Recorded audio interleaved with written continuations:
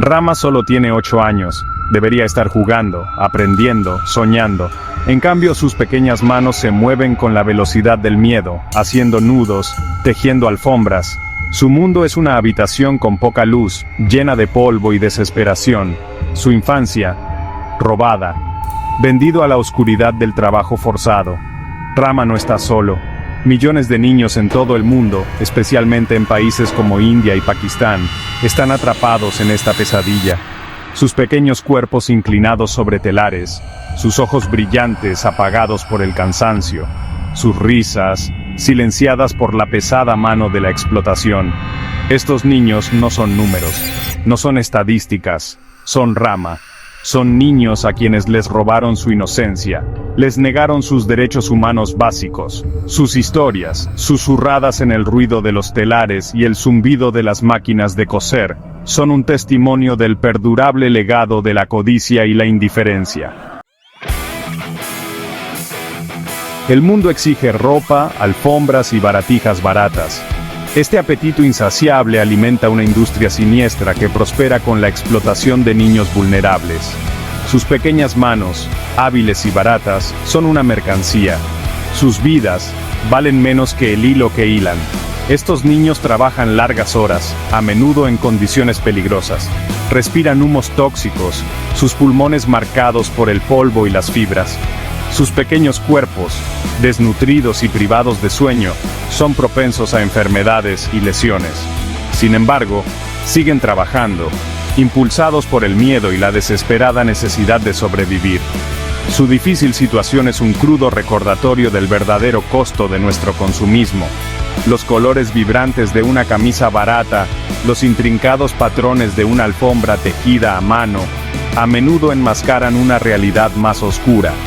Una realidad tejida con los hilos del trabajo infantil, manchada con las lágrimas de víctimas inocentes. Muchos de estos niños están atrapados en un círculo vicioso de servidumbre por deudas. Sus padres, desesperados por dinero, toman préstamos de intermediarios o dueños de fábricas sin escrúpulos. Los niños luego trabajan para pagar estas deudas. Su trabajo es una forma de esclavitud moderna.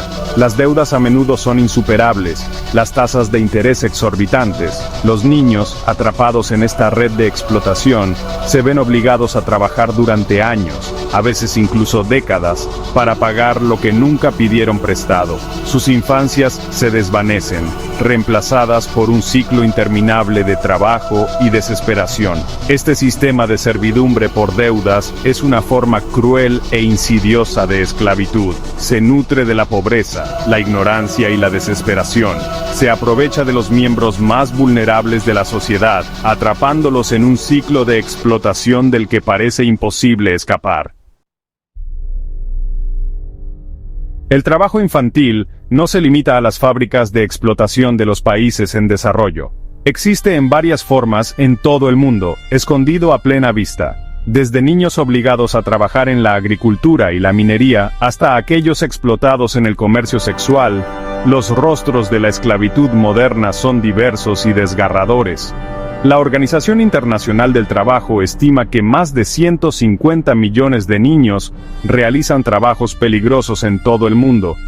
A estos niños se les niega su derecho a la educación, la atención médica y una infancia libre de explotación.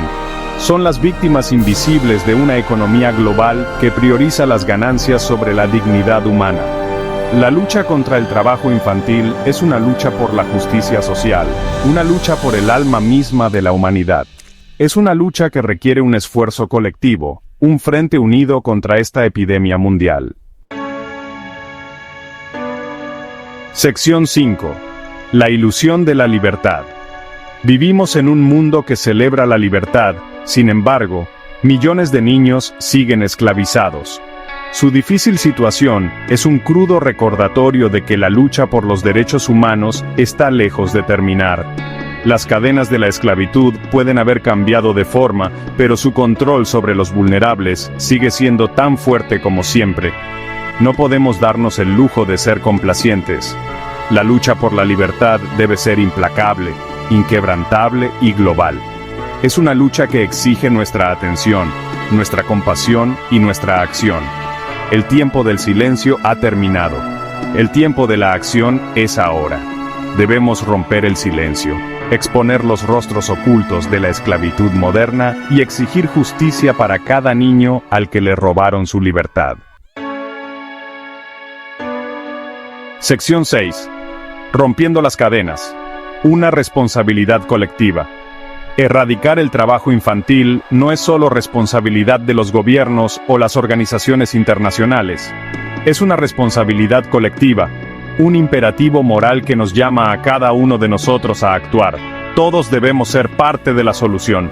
Como consumidores, tenemos un poder inmenso. Nuestras elecciones, los productos que compramos, las empresas que apoyamos, pueden perpetuar el ciclo de explotación o ayudar a romper las cadenas del trabajo infantil. Debemos exigir transparencia en las cadenas de suministro, prácticas de abastecimiento éticas y salarios justos para todos los trabajadores. Cada compra es un voto, una declaración de nuestros valores. Elijamos apoyar a las empresas que priorizan las prácticas éticas, las empresas que se niegan a beneficiarse de la explotación de los niños. Seamos consumidores conscientes del impacto de nuestras decisiones. Sección 7. El poder de la elección. Imaginen un mundo donde cada niño pueda ir a la escuela, donde sus risas llenen el aire, donde sus sueños tengan el espacio para volar. Este es el mundo por el que debemos esforzarnos por crear, un mundo donde el trabajo infantil sea relegado a los libros de historia. Todos tenemos un papel que desempeñar en esta transformación.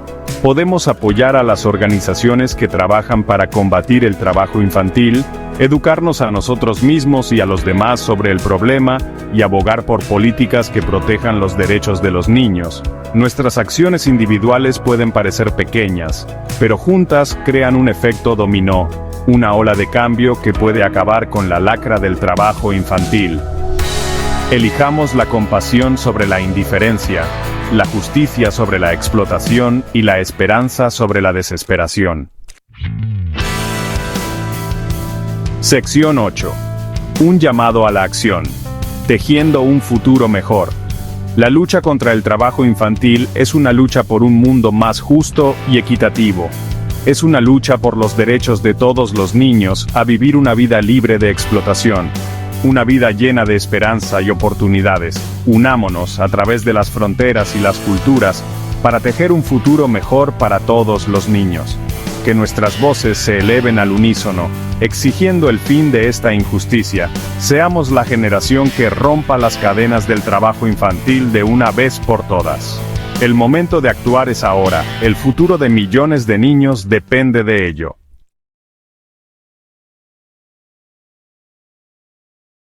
Continuamos hoy, amigo oyente, nuestro viaje por el libro de Levítico. Siguiendo adelante con nuestro estudio del capítulo 11 de este libro, comenzamos a considerar en nuestro programa anterior el reglamento con respecto a las criaturas limpias e inmundas en las aguas, dentro del tema central de este capítulo, que es el alimento del pueblo de Dios. Y decíamos que para ser limpios, los peces tenían que ser caracterizados por dos marcas visibles, esto es, las aletas y las escamas. Este reglamento se aplicaba tanto a los peces de agua salada como a los de agua dulce. Pero era prohibido comer las criaturas que caminaban o se arrastraban en las aguas, lo cual eliminaba un gran segmento de las criaturas marinas. Notamos también que ningún ejemplo específico se daba en esta porción de peces limpios o inmundos, probablemente porque la distinción es bien definida. El pueblo de Israel dependía para su alimentación de la provisión de los peces del mar Mediterráneo, del mar de Galilea y del río Jordán, ya que el pescado era muy importante en su dieta. El pescado era tan importante que una de las puertas en el muro que rodeaba a Jerusalén se llamaba la Puerta del Pescado, pues era por allí que se traía la pesca del Mediterráneo. Es interesante notar que esto causó un problema en los tiempos del profeta Nehemías, cuando los pescadores traían sus pescados y otras mercaderías para venderlas en el día de reposo. Esta actividad constituía una violación del día de reposo. Usted puede leer esto en el capítulo 13 de su profecía, versículos 16 al 22. Ahora, la importancia de la pesca en el ministerio terrenal del Señor Jesucristo es algo muy conocido por cualquier estudiante del Nuevo Testamento. Los primeros discípulos que Él llamó eran pescadores, a quienes dijo que llegarían a ser pescadores de hombres. En una de sus parábolas que encontramos en el capítulo 13 del Evangelio según San Mateo, versículos 47 al 50, el Señor Jesucristo comparó al reino de los cielos con una red que recoge lo bueno y lo malo. Ahora, ¿cuál sería el método usado para determinar lo bueno y lo malo? No se basaría en si los peces eran grandes o pequeños, sino según la clasificación de la ley levítica. Solamente un pez que tenía aletas y escamas era limpio o bueno. No era suficiente tener solamente una de estas características. Tenía que tener ambas características. Ahora, ¿cómo se asemeja esto al juicio entre los perversos y los justos? Bueno, las aletas representan al creyente que es propulsado o impelido por el Espíritu Santo, y las escamas al que está revestido de la justicia de Cristo. Estas son las dos marcas de identificación del verdadero creyente que ha sido limpiado por la sangre de Cristo y está viviendo una vida realmente cristiana. Y llegamos ahora al siguiente aspecto que vamos a considerar dentro del tema el alimento del pueblo de Dios, capítulo 11 de Levítico, y es el reglamento con respecto a las criaturas limpias e inmundas que vuelan. Leamos los versículos 13 al 19 de este capítulo 11 de Levítico. Y de las aves, éstas tendréis en abominación. No se comerán, serán abominación. El águila, el quebrantahuesos, el azor, el gallinazo, el milano según su especie. Todo cuervo según su especie. El avestruz, la lechuza, la gaviota, el gavilán según su especie. El búho, el zomormujo, el ibis, el calamón, el pelícano, el buitre, la cigüeña, la garza según su especie, la abubilla y el murciélago. Las aves no tienen marcas tan visibles como las que tienen los peces y los animales. Lo que todas parecen tener en común es la forma de alimentarse, es decir, que comen inmundicia. Este texto incluye una lista de las aves inmundas de Palestina, y es otro punto que revela que el sistema mosaico fue designado para la nación de Israel y en particular para la tierra de Palestina.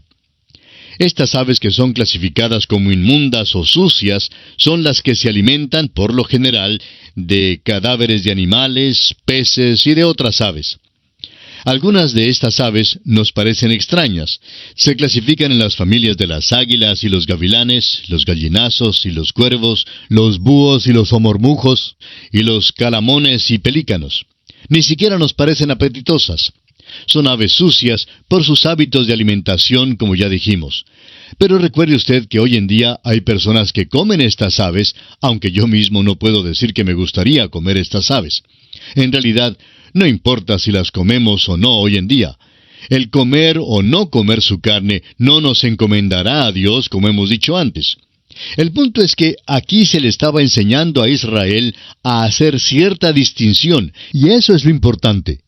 Tenían que hacer una decisión en cuanto a lo que fuese limpio e inmundo.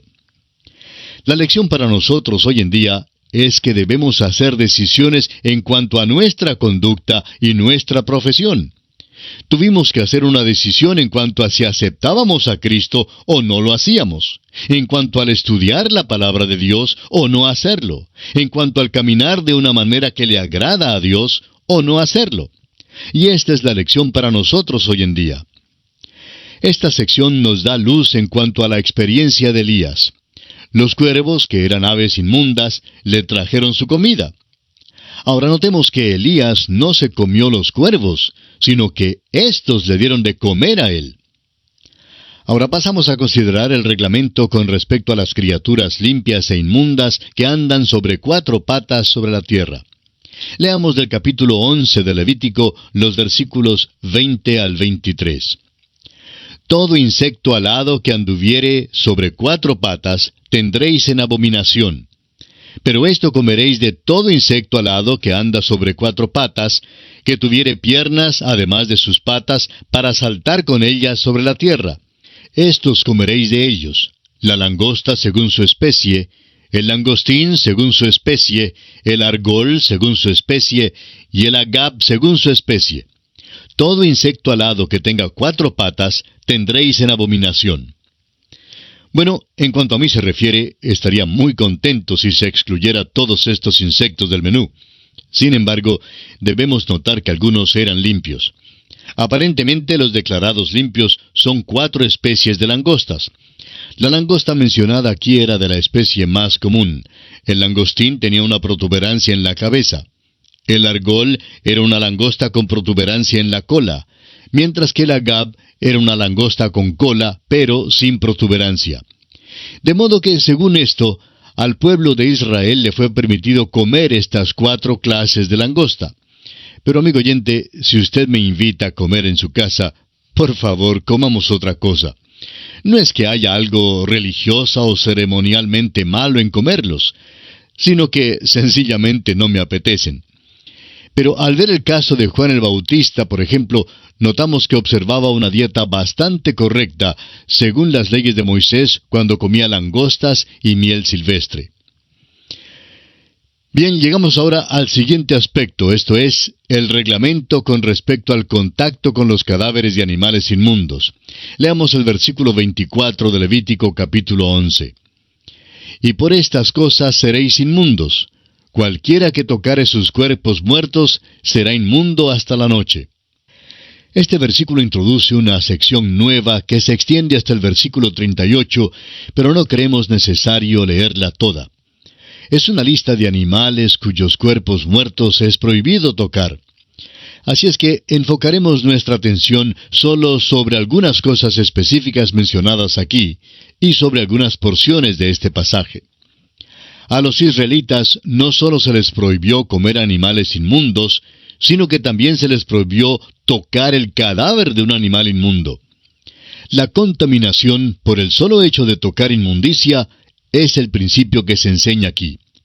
Este fue uno de los grandes principios de la vida que fue declarado una vez más en los días del regreso de Israel a Palestina después de la cautividad. El profeta Ageo, en el capítulo 2 de su profecía, versículos 11 al 13, dice: Así ha dicho Jehová de los ejércitos. Pregunta ahora a los sacerdotes acerca de la ley, diciendo: Si alguno llevare carne santificada en la falda de su ropa, y con el vuelo de ella tocare pan, o vianda, o vino, o aceite, o cualquier otra comida, ¿será santificada? Y respondieron los sacerdotes y dijeron: No. Y dijo Ageo: Si un inmundo a causa de cuerpo muerto tocare alguna cosa de estas, ¿será inmunda? Y respondieron los sacerdotes y dijeron: Inmunda será. Hasta aquí la lectura en Ageo capítulo 2. El principio que se presenta aquí, muy importante por cierto, es que la limpieza o la santidad no es transferida por medio del contacto, por el mero hecho de tocar algo santo. En cambio, la suciedad, el pecado y la impiedad son transferidos muy fácilmente por medio del contacto. En otras palabras, si colocamos algo limpio y santo al lado de algo inmundo y sucio, ¿será posible transmitir la santidad y la limpieza a lo inmundo por el solo hecho de que lo toque? No, amigo oyente. No, porque es imposible sacar lo santo donde no hay santidad, y lo limpio de lo inmundo. No se puede hacer penetrar la limpieza o santidad frotando desde afuera. Pero es un hecho que lo inmundo sí puede afectar lo limpio. Es imposible que un hombre injusto pueda hacer obras de justicia que sean aceptables a Dios. No se puede obtener justicia de la injusticia. Este principio opera como ley en todas las esferas de la vida y de la sociedad, y aún en la naturaleza. No se puede limpiar 1 litro de agua sucia añadiéndole 1 litro de agua limpia. En cambio, basta solo una gotita de agua sucia para contaminar 1 litro de agua limpia. De la misma manera, Un muchacho que tiene sarampión nunca se cura simplemente entrando en contacto con un muchacho que esté bien de salud. En cambio, el que está bien corre el riesgo muy real de contagiarse con el sarampión solo por el hecho de estar con el muchacho enfermo. Amigo oyente, un cristiano no puede juntarse con el mundo y jugar con el pecado sin contaminarse. ¿De dónde viene la idea de que un cristiano puede meterse en las drogas y bebidas y en los cabarets y fiestas desordenadas? Algunos alegan que así se puede alcanzar a los perdidos y que uno tiene que asociarse con ellos así para poder ganarlos. Bueno, ¿se puede en realidad alcanzar a los perdidos de esa manera? Claro que no. Sucede lo contrario, pues ellos mismos se contaminan y toman parte en aquellos pecados. El apóstol San Judas en su carta, versículo 23, dice: «A otros salvad arrebatándolos del fuego, y de otros tened misericordia con temor, aborreciendo aún la ropa contaminada por su carne». Es una equivocación terrible juntarse y meterse en el pecado. Debemos, pues, guardarnos de toda contaminación. Un ciudadano israelita tenía en mente este gran principio cada vez que caminaba en el camino y veía un perro muerto o una rata muerta. Le era prohibido llevar el cadáver o cualquiera de sus partes. No debía llevar ni un hueso ni la piel para uso alguno. Si es que tocaba inadvertidamente el cadáver de un animal inmundo, tenía que lavar los vestidos y quedarse inmundo hasta el fin del día. Estas son grandes lecciones espirituales para nosotros. El cristiano es santificado por la redención de Cristo y es vestido de sus vestidos de justicia. Pero caminamos por un mundo donde nos podemos contaminar. Todavía tenemos nuestra vieja naturaleza. No será sino hasta cuando entreguemos este cuerpo en muerte, cuando seremos completa y totalmente santificados y separados aún de la presencia del pecado. Los versículos 29 hasta el 31 de este capítulo 11 de Levítico contienen una lista de otros animales adicionales, tales como la comadreja, el ratón, el lagarto, la lagartija y el camaleón. Estas son criaturas que viven sobre la tierra o debajo de la tierra. Deben haber sido bastante comunes, sin embargo, el israelita tenía que evitar todo contacto con sus cuerpos muertos. El cadáver de un camaleón podría contaminarle tanto como lo podría hacer el cadáver de un elefante. De modo que constantemente tenía que recordar que vivía en un mundo de criaturas caídas y que los pecados pequeños son tan atroces ante Dios como lo son los que creemos grandes. La paja y la viga son iguales ante Dios. Los pecados pequeños no dejan de ser pecados y deben ser también evitados. Continuemos ahora leyendo los versículos 32 al 36 de Levítico capítulo 11. «Y todo aquello sobre que cayere algo de ellos después de muertos será inmundo, sea cosa de madera, vestido, piel, saco, sea cualquier instrumento con que se trabaja, será metido en agua y quedará inmundo hasta la noche. Entonces quedará limpio. Toda vasija de barro dentro de la cual cayere alguno de ellos será inmunda, así como todo lo que estuviere en ella, y quebraréis la vasija. Todo alimento que se come, sobre el cual cayere el agua de tales vasijas, será inmundo. Y toda bebida que hubiere en esas vasijas será inmunda. Todo aquello sobre que cayere algo del cadáver de ellos será inmundo. El horno u hornillos se derribarán, son inmundos, y por inmundos los tendréis. Con todo, la fuente y la cisterna donde se recogen aguas serán limpias, mas lo que hubiere tocado en los cadáveres será inmundo». Ahora, con este pasaje entramos en la cocina. Debe haber sido una cosa común que algún roedor entrara en la cocina en aquellos días y que cayera en una de las vasijas y muriera. Cualquiera vasija de barro en que esto ocurría tenía que ser quebrada y el agua o el grano que contenía tenía que botarse. Una vasija de bronce tenía que ser restregada hasta quedar completamente limpia. Amigo oyente, es que aquí Dios le está enseñando a su pueblo la necesidad de la limpieza en la preparación de las comidas. Y al mismo tiempo les estaba enseñando una lección en cuanto a la santidad. Cada vasija era santa ante Dios y todo tenía que permanecer limpio. En el sistema mosaico, La limpieza era lo más importante después de la santidad, y esto tenía que aplicarse aún a los detalles más pequeños en las situaciones cotidianas. Dios guardó a su pueblo de toda contaminación y corrupción. Y aquí nos detenemos, amigo oyente, por esta ocasión. En el próximo programa, Dios mediante, continuaremos nuestro estudio de este capítulo 11 de Levítico, y le sugerimos que lea los siguientes versículos para estar familiarizado con esta porción. Será Dios mediante hasta nuestro próximo programa. Es nuestra oración que el Señor le bendiga en gran manera.